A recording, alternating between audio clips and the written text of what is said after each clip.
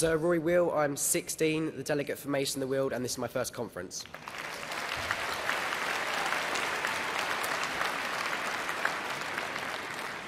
This government appears to have taken a bit of a dislike to young people.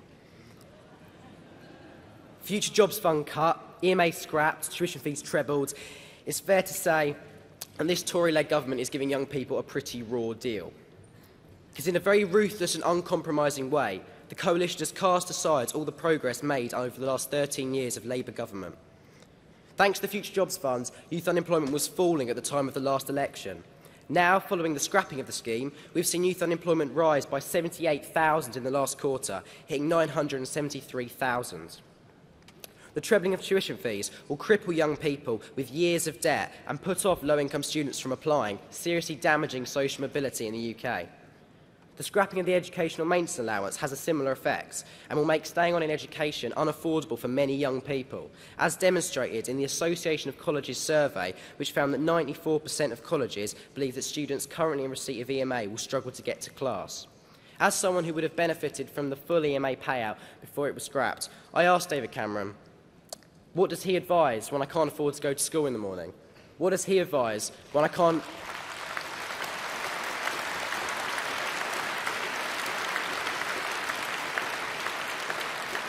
What does he advise when I can't buy the materials and textbooks I need for school? What does he think I should do when I can't afford to go on a school trip? This government is repeatedly showing just how out of touch it is with the lives of ordinary people in the UK.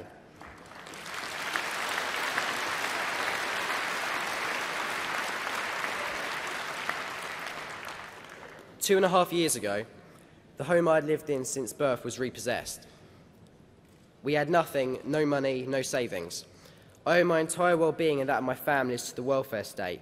That is why I joined the Labour Party. But that very same welfare state is being ruthlessly ripped apart by a vicious and right-wing Tory-led government.